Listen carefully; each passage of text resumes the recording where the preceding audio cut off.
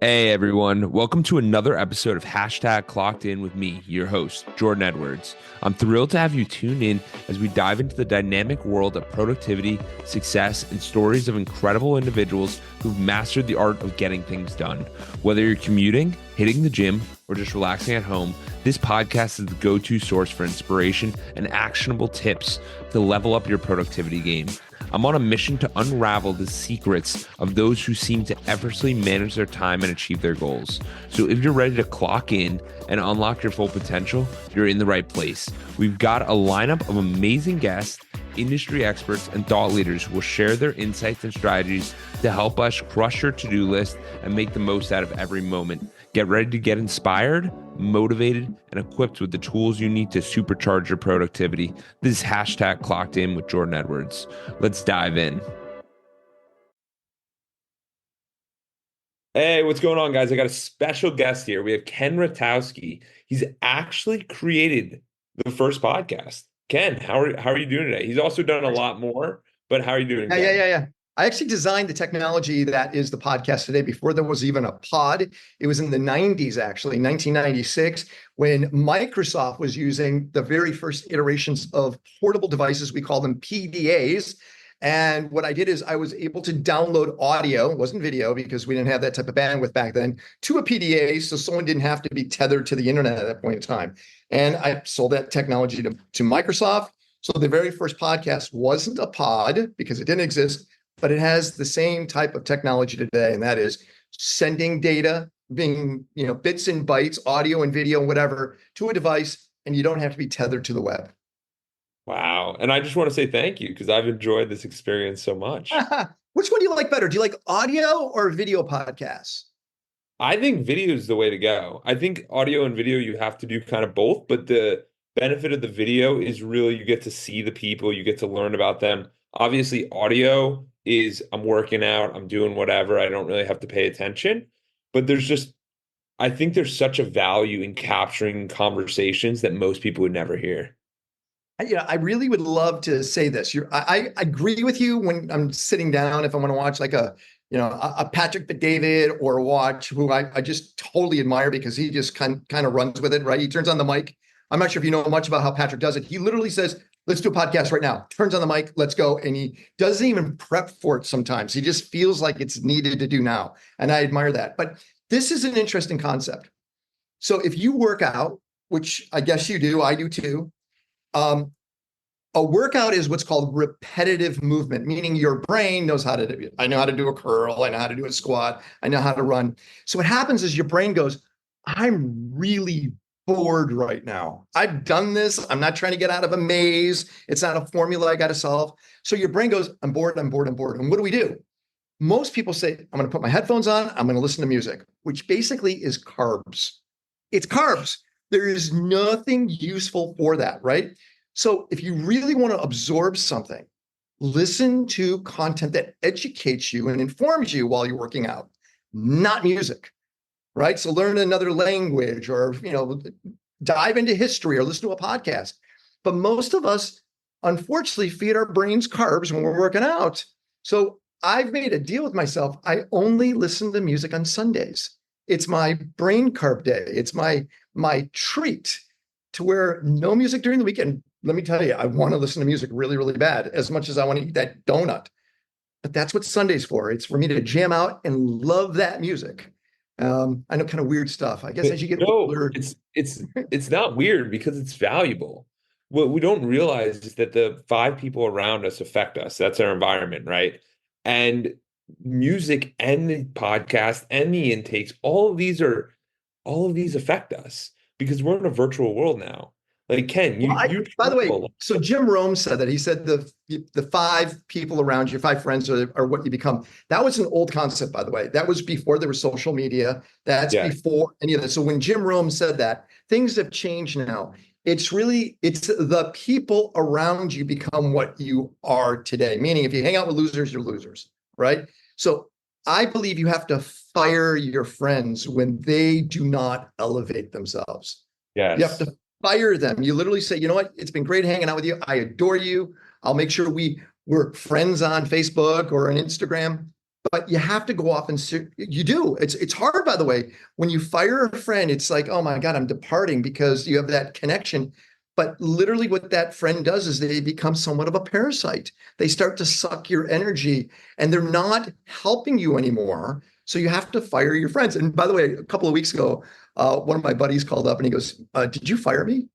I go, yeah, I fired you last year. He goes, how do you know? He goes, I just felt it. I felt you didn't talk to me as much. I thought you were mad. I go, I wasn't mad at you. I just needed to fire you. So he calls me up and he goes, just wondering if I could get back onto the friends list again. I go, tell me what's going on. He did an interview. I go, you're back on my friends list. And he's really been working hard to maintain that. So But it comes down to that intentionality, because when yeah, you're selective, there becomes a scarcity and that's more valuable. But when people think you're always going to be there, it's like, whoa, whoa, whoa. That's not always the case. And you build the boundaries around you, which I think are super important. So, yeah. Ken, how do you think about travel and how did you get into all of that? Because I know the world's a very global place and you're able to see it from many different perspectives, which most people don't have that. Well, let me step back for a moment. I initially traveled a lot for a job. I worked for the BBC and for some other news media. So I was able to go into war-torn nations or politically unrest locations. I liked doing that. I always think when I'm being serious, if there's a war going on or a coup or some type of tragedy, what a great time to go to the country because things are cheap. You get great access. No one else is there. So I like that. But I did that in my old life. But when I moved to Los Angeles in 2000, right when the dot-com bubble burst, I basically met all the wrong people in Los Angeles. I call them $30,000 millionaires, people that pretended to have all the money in the world, and you later on find out they had nothing, and they actually became parasites. You know, they're posers, imposters. So I ended up creating a group for breakfast. I didn't really know anybody. I knew three people in Los Angeles. I go, hey, let's get together for breakfast. And I like these guys. And then I go, next week, why don't you each bring a friend that none of us know, and let's do breakfast, same time, same place next week. So all of a sudden, the breakfast of three turned out to be six. And I go to the six guys and just exponentially every week, it just kind of got bigger and bigger and bigger to where that breakfast was 80, was 100, 500 people, 500 people for breakfast, Oh my right? God. Yeah. And so what I realized was when you start to get around 100 to 150, you can start asking people to speak to your group on whatever their passion, purpose, mission is. And you don't need to pay them because they have this audience that's eager and able to help. So I started getting all these incredible speakers at no cost. I've never paid for a speaker in my life. And I've interviewed more than 30,000 people. I've had a radio show that was number 9 in America for a long time called Business Rockstars. But I use that as a leverage to get people to speak at the group. So this group called METAL, I'm actually wearing a shirt, stands for Media, Entertainment, Technology, Arts, and Leaders. I've gotten speakers from all over the world that come and speak to the group. Now, why is this important? So it was a proximity thing. We did it in Los Angeles every single Saturday. I had a giant theater, 300 to 500 people would meet every Saturday. COVID hits. Damn. What does everybody do? They go, oh my God, lockdown, can't do anything. What do I do? My partner and I, we looked at each other going, let's get out of here. Let's go. Let's turn this into a Zoom environment. We turned it into a Zoom and we never looked back from there because we can bring speakers now in from around the world. They don't have to come to Los Angeles.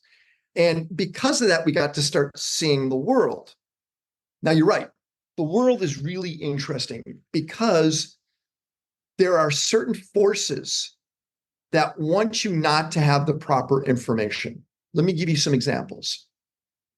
I have a lot of great, wonderful gay men that are friends of mine. And they go, oh man, I'm never going to go to Dubai. I go, why? They go, well, because they'll kill me. They'll stone me. I go, what are you talking about? They go, oh yeah, I've heard it's horrible in Dubai if you're gay. I go, no, it's not. So I'd have to pick up my gay friends and bring them over there. They go, oh my God, this is great. And they end up staying. Or women go, I'm not going to go there because I don't want to have to wear a burqa. I don't want to have to, well, here's an interesting stat. 60% of the government is run by women in Dubai. What? 50% of entrepreneurs are women in Dubai. And people don't know. And that's one city. Imagine now the rest of the world, the misinformation that happens because it's not coming through the media in the United States properly. And you got to see this yourself. Where were some of your favorite places of going? We're not the touristy places. We just talked about Porto, great place in Portugal, or Nice, which is a wonderful city in France. You don't hear about those places. I mean, whoever Oh, talks yeah. about Porto? No, I mean, you're exactly right. Or even Sorrento in Italy. And the thing we don't realize is that a lot of these places, these aren't the popular ones. These aren't the places where everyone goes. These aren't the inundated ones. And it's just, we start to realize that we only pick things because we know those as options. And a lot of us haven't thought through ideas properly. So I usually would ask people, hey, what would be your dream vacation? And they're like, Italy. Why? I don't know. Seems nice. Like they don't even conceptually like we were at a friend's house and we were doing a party and the girl was kind of like making jokes about geography. You start to realize that no one knows geography at all. They don't know any countries, they don't know anything that's going on, any of the cities. And once you start to experience these things, you start to understand how geography comes into place and how all of these things are all connected at all times. Well, and the beauty is, and you're in this position, you can work from your destination. You can Yes. maintain what you're doing. And that changes things because everything we do it on one-way tickets. We never buy a return ticket because I never want to limit the trip or overstay the trip. It's like, it's time to go. Let's go. All right, let's go to the next one. We lived in 8 different countries last year, including Lebanon, which we loved. Wow. We loved Beirut, but people are going, you can't go to Beirut. Well, why can't you? There's a war going on. Well, yeah, it's in a different area. And once you understand that, it's beautiful. It's amazing. The people don't recognize these things. Like I have friends of mine saying, I'm not going to go to Israel right now. Well, why? Well, because there's a war going on, but it's in different areas. I mean, Tel Aviv is an amazing city. So let me tell you, you're under 30, right? Yes. Yeah. So 20. under 30, I would give you 3 places you need to go your age because of your energy and Yeah. because you're young. Okay. Number 1, Machu Picchu in Peru. Okay. I've actually been there. You've already I been there, right? I did the Inca Trail with 3 of my buddies. It was absolutely incredible because there's the book Die with Zero, and it starts to talk about how do you optimize the experiences you need to make sure you have those experiences. So I literally just moved into my condo, just did all of these things, and I was like, boys, we gotta go on this trip. Like we're only getting older, and I was Yep. 25 and I literally hiked the 4 days and then I ran the New York City Marathon like 2 months later. Yeah, Wow. you have to do these things because your body's only going to get worse unless you That's maintain. exactly it. Yeah, Okay, you're thinking right. Okay, number 2, Nepal. I haven't been there. Nepal, It's on the list though. it's amazing. I'm actually doing a trip in November with a whole bunch of people in Nepal. We've been there a bunch of times. Most people don't know this. There's an actual safari in Nepal where there are rhinoceros. And yeah, Wow. people don't know that. There's a whole safari area in an area called Chitwan. If you type in Nepal space rhinoceros, you will see them running in the city. In the city areas, rhinoceros are like dogs running around. Oh People my God, that sounds incredible. but also because of altitude, you're going to be high in altitude. If you want to do base camp of the Annaporas or base camp of Everest, you want to be younger, okay? And Yeah. number 3, it's going to be the most off the wall location, but it's one of the coolest I've ever been to. And while you're young, it's Svalbard. Say that one more time? I didn't really. Svalbard. Svalbard is 2 hours north of Norway. It's the most northern island in the world. So a friend of mine raised $500 million and built a seed vault there. He stores all the world seeds in case a catastrophe hits the planet, like an asteroid hits the planet or whatever. He has the backup of all the seeds on the planet, all of them. And he built it up there because there's a permit for us. But what's cool is it's one of the coolest locations I've ever been to because there are more snowmobiles than people. There are no trees or even rocks laying around. So you could snowmobile for hours, go up these mountains. There's polar bears, but there's deer that walk up to you and they're completely friendly because there's nothing other than a polar bear is going to attack them. But Svalbard, and if you're into wine, is the second best wine collection in all of Europe is in Svalbard, and it's an uncountry. It has no affiliation with any other country in the world. And it's not even a country. So different parts of Svalbard feel like different parts of the world, like old Soviet Union or Norway or Sweden. So Svalbard, those are the three. Ready? Go. I love that. Yeah, no, that's all. No, I absolutely love this because this is the kind of stuff. If you're talking to someone, if you're not talking to the right people, then you don't get the right locations and you can't figure out the right things to do. So that's why I was like, Ken is very qualified in this. He's been to many different countries, and it's like, what do you recommend? 155. Wow, that's Yeah, I'm incredible. going to the ones I don't want to go to. I started to realize that most African countries need to be beefed up a little more. As I'm this age, I'm 58 now. As I'm 58, my two favorite words in travel are like Ritz Carlton, Four Seasons, St. Regis, right? That's what it is as you get older. There's a little more, comforts that you like. But I, the trips I do now are a little different. So I realize I have an amazing partner, my girl Sandy. She's a go-getter. She will jump in the deep end of the pool right away, and I love all that about her, right? But what I realize is when we travel with purpose, let me explain purpose. I want to take 20, 30, 40 people with me, and I want to go visit the monarchy or the king or the president, because I will bring now people that are influential, that have the ability to help out countries. So when we go to Nepal or Cambodia or Indonesia, we'll meet with the prime minister or the Oh, president, wow. the king. And so they open up a lot of opportunity and things we traditionally wouldn't see. And going back to the country then second time after you've already had that introduction, it's a game changer, right? So like we're going to go to Bhutan and we'll meet the king of Bhutan, and the king of Bhutan will open up opportunity that traditionally we won't be able to see. Yeah. So, and by the way, I tell everyone out there, including you, Jordan, and we can talk about how you create an epicenter of opportunity by becoming an individual dominant influence. Remember, there's always a magnet in every group, somebody that says, come on, guys, come on, guys. And they're generally not the alpha. They're not the alpha. They're generally what's called more of a sigma. And a sigma is able to almost congregate alphas together. They're this magnet, because everyone says, I want to be I want to be an alpha. Alphas aren't the ones with the power, it's the sigmas. And sigmas are the magnets.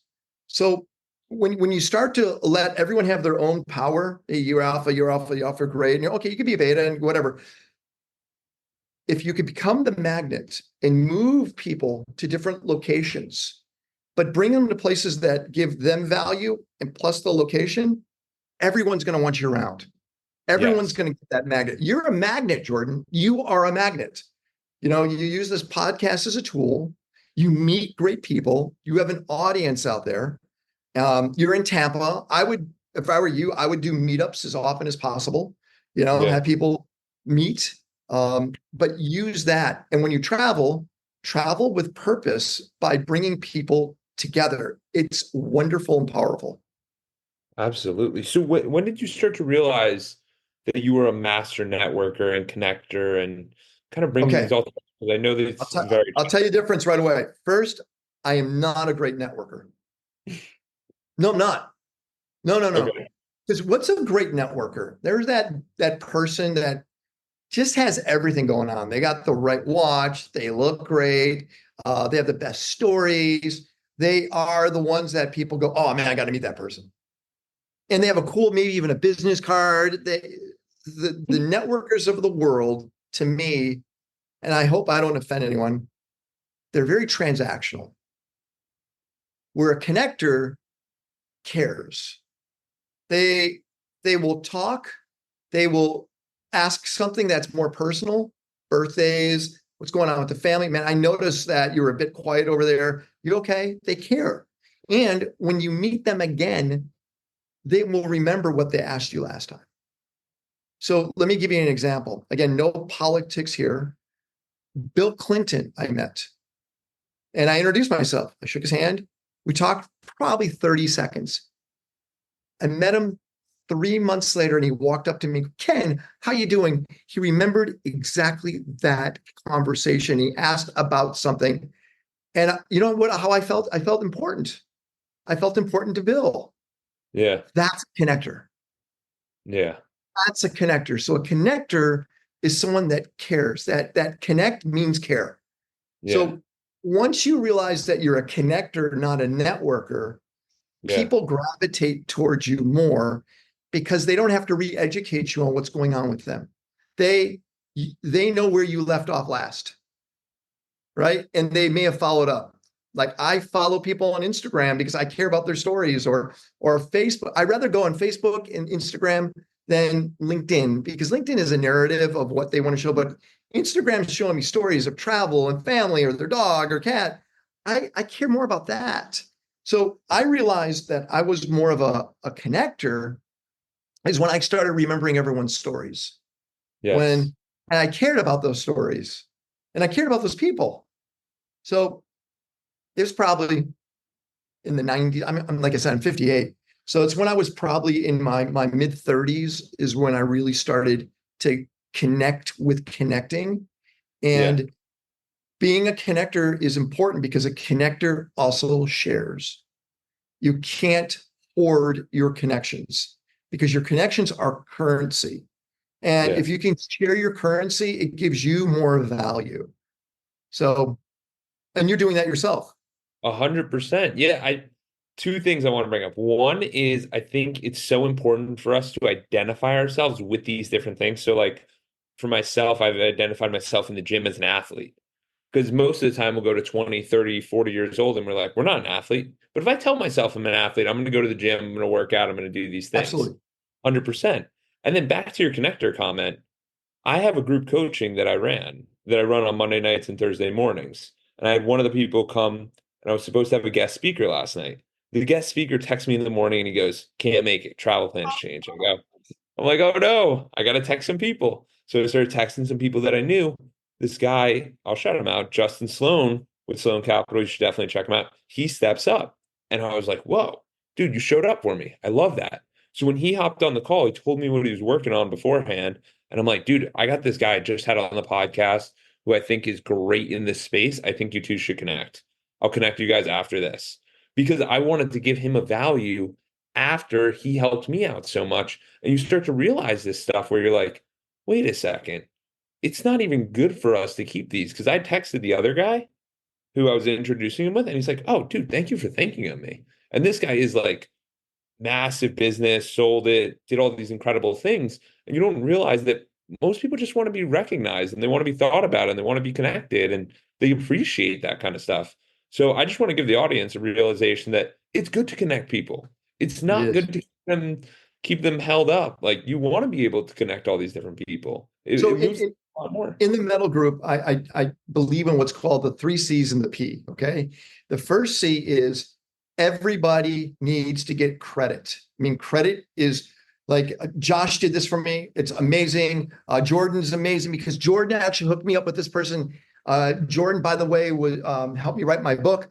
Jordan, Josh, John, Mike, everyone gets credit. No one steals someone credit. So first one, everyone gets credit. Number two, contacts. You share contacts. I believe in open source Rolodex, man. Open it up, share. You need an introduction, great. Or how about this? Jordan, I got a guy I want to introduce you to. He's not ready to meet you yet. Next month, I'll introduce you because he's got to get through this process. By that time, he's going to be ready. That's what you want. You want someone to kind of hope or coach you through the process to know when the perfect timing is. So first one's credit, second one's contacts. Number three is cash. Let me explain this. Pay for things. Things are not meant to be free. And what I mean by that is if I go to my friend John, John's got the best Thai restaurant in Los Angeles. When I walk in John's place and John goes, Ken, here's food for you. Well, John, I'm paying for it. It costs you money. Why should it not cost me money? So I'm going to pay. Now, John might give me better service, better tables, spend more time with me. I might get something that's a little more than everybody else, but I'm going to pay. Same thing. If I'm going to go coach somebody, as you say, and they think it's going to be free because we're friends, that's the wrong mentality because no one's ever going to get compensated properly. Now, what I will do is if I'm going to coach somebody, I might give them a certain type of value above or something that makes them feel more special. But there has to be a transaction of value between the three or the two of us. And last is the P, CCCP. And P is to protect one another. That's a douchebag. Don't work with that guy. Watch out for that one person. I just heard something about that. Stay away. So this community is always working on the premise that, hey, when I introduce you to somebody and they have value, you better pay them, compensate them for that value, share your Rolodex with them, make sure they get credit if they achieve what they say, and protect them on a regular basis. And that's kind of this ethos of this men's group that I created a long, long time ago, being Metal. And Metal now has thousands of members all over the world. And that is, how do men constantly make sure they're giving those 3 C's and the protection of one another? So I just want you to be aware that when you give credit and contacts and pay, you got this, you're fulfilled. Yes. Does that make sense? 100%, 100%. And that's the other reason why I love the podcast, is because I get people like Ken to come on and he's sharing everything. He's open and honest about it. And what we don't realize here is that Ken's coming on and sharing because there's an audience. He wants to share with the Well, audience. actually, yes, but I also was told about you. I wanted to meet you. And I heard we have some mutual friends, and they told me you're an impressive guy. And I wanted to connect with you. The audience is almost a byproduct, right? It's nice that they're out there, hey guys, but it's awesome to connect with you. Absolutely. I appreciate that, Ken. That means a lot. That means a lot. So for you, you talked about men having troubles and men are struggling nowadays. What are the problems that are having? And with you having so many perspectives with so many men in your groups, what are you seeing and how are they overcoming this in a positive way? Well, I'll tell you a couple of things. There's certain things that are really hard to fight, and one of them is the environmental side. Because of microplastics and the pollutants in the air and the food quality, male testosterone is at an ultimate low. So a 20-year-old man today has the same testosterone as a 60-year-old man. Okay. Wow. So we have this testosterone level. The highest testosterone in the world is in Mongolia, where there's very little EMF rays, there's little plastics, Mongolia, and then it's Nigeria. The United States is really, really low when it comes to this. So what happens is feeling like that man, it's not as natural as it used to be. You're going to have to go to the gym. You're going to have to eat the higher prone foods that are going to give you that testosterone. So what happens is it's easier to emasculate a man with a woman that's more dominant. And also what we're seeing is men aren't creating, and I mean, I'm going more deeper into the philosophy, men are not creating safe places for women. They're just not. And what I mean by that is anytime you're engaged, right? Yes. Yeah. Okay. Jordan, I'm going to give you a secret. The most important word in a woman's vocabulary, there's only one word. It's security. Yes. When a woman feels secure and safe, they blossom. Their femininity goes up. Their estrogen levels go up. When a woman feels unsafe, their testosterone goes up and they become more dominant. So as you notice is when men get older, their testosterone goes down and women's testosterone goes up. And you see these men are kind of like the women are hovering over them going, come on, let's do this. And it's almost like they switch roles. It's because of that. So what's happened is in our society, men have been emasculated for a while. And I'm not talking about masculine, anything around toxic masculinity. I'm not talking about that. I'm talking more about masculine intelligence, where a man needs to protect women properly, protect society properly, make it safe for everyone. Most men are feeling like they're trapped. So one of the biggest killers of men today is suicide. And I don't want men to feel alone. I want them to know that there's places for them. So what we did is we went off and we interviewed 400 men, very successful men, and we asked them questions, and we realized that of all these 400 men, there were 8 core principles that made them highly successful. 8 principles. Do you want to know what they are? Yes. They're all easy, by the way, all of them. The first one is curiosity. It's seen as like a superpower. Curiosity drives someone to have the notion and need to learn and to innovate. So curiosity was this first driver. I'm curious. And by the way, also a problem with our younger society is curiosity generally comes, get this, from boredom. When you're bored, you go, oh God, I'm so bored. And you go, I gotta do something to occupy my time. You get curious of something, and all of a sudden your boredom turns into curiosity and then creativity. What happens today is we have mobile devices and games. Kids aren't bored anymore. Since they're not bored anymore, their curiosity isn't there, nor is their creativity. So the first pillar is curiosity. Second is creativity. Creativity is not just about expression, but it's about problem solving and innovating. Number three is resilience. This principle focuses on the ability to go through challenges and come out on the other side, to have real adversity. So resilience. Next is integrity. Integrity involves maintaining a consistency of values and principles. Then it was brotherhood. Again, of all these 400 men, brotherhood was really important. This practice is, how do you actually have a supportive group of men that help each other out? Number 6 is a challenge for many men, and that is financial literacy. It's understanding and managing your finances to a critical success level. Now, it doesn't mean you have to have a lot of money. It means you have to understand how money works. You guys probably understand how a protein shake works or how a curl affects your arm. No, but you understand those mechanics. But people go, I'm going to step away from financial literacy. No, you got to dive into that. Number 7, there's 8 principles. Number 7 is personal and professional development. Listen to personal development tapes, listening to Tony Robbins stuff, or go off and make sure you're doing meditation on Wim Hof breathing, whatever it is. We have to go on the personal and the professional development. And last is a form of life balance, something that allows you to say, I'm going to turn off for a while because I need to energize myself to go after the next challenge.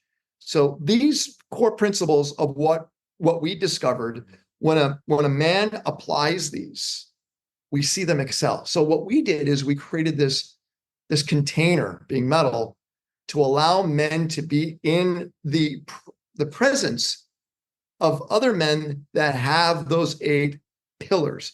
Now, women that are watching, this is where you want your man to be, because I believe in long-term relationships. I believe, as long as it's in the sense of what you do, a monogamous relationship. I believe that a father's role is there to be there for the kids as well as the mom. I believe in the nuclear family. I believe in those things because those core principles are what allow us to move forward as a stronger family unit, which builds, a society of stronger people. I know I said a lot there. No, it's awesome. It's absolutely awesome because you're bringing up a lot of things that people are becoming very resistant of and kind of removing with how they're just because a lot of people want to be safe, a lot of people want it to be easy, a lot of people want to be a lone wolf, and I'm saying off the opposites of a lot of these things, but it's because most people don't have a board and a core values to really work towards, and they don't realize that there's these bigger pictures out there, and it's getting around the right people, or it's listening to the right things, or it's doing the actions. Yeah. I'll give you one more. So after interviewing 30,000 people, 30,000, Yeah. right? Because I started interviewing people in the early 90s. I went and I looked at the most successful, not just financial, but successful in their careers from let's see, from Oprah to Bill Gates to Steve Jobs to Jim Carrey. I mean, I've interviewed everybody, right? And I looked at them and I go, what is the similarity of these highly successful people? And I found out there were 5 traits in all of them. 5. Okay, the first one is they all had morning and evening routines. Every morning they might say meditate. At night they might do a gratitude journal. In the morning they might do a checklist. At night they might do some type of calming music. But they all had morning and evening routines. Number 2, they all delayed gratification. I don't need this today. I'm going to push it off. Number 3, They all practice some form of fitness. They all found a way to take care of this, to power this. Yes. Number 4, they educated over entertained themselves. So they didn't binge watch stuff or play video games. They read novels, watched documentaries. They were constantly feeding themselves with knowledge, not entertaining themselves. And the last thing, and it was Elon Musk who said this to me, and it hit. It's just like, it all made sense. And there was one word that Elon said. And Elon goes, I go, Elon, are you different? He goes, no, I'm uncommon. I go, what? Because yeah, I'm uncommon. I go, okay, explain. What do you mean? He goes, well, because I can't settle for common things. I only settle for what is uncommon. Because if I settle for the common things, that's what everyone else wants or does, which is subpar. Uncommon are the things that people generally feel that they can't get. So the 5th thing is you need to see yourself as not being common, but uncommon. Those were the 5 trees. That's incredible. That's incredible. And it really is. And what you're seeing with all those, like when I really put it together, I realize it's consistency. It's really doing the actions every single day and implementing them and making a little progress each and every day. Like for example, this podcast, like me and Ken were on an intro call and Ken's like, I'm loving this. Are we ready? Like, are we going to do this? And I was like, absolutely, let's do it. And it's the consistency of being open and taking advantage of each of these opportunities when they come up and making the most of them. Ken, you're the man. So I I got know one. it. I got one more question for you. Go ahead. Where do you see the world going in regard to location living and location freedom? As you mentioned, with you guys going Zoom and going virtual, is the US the place to be, or are there other opportunities potentially?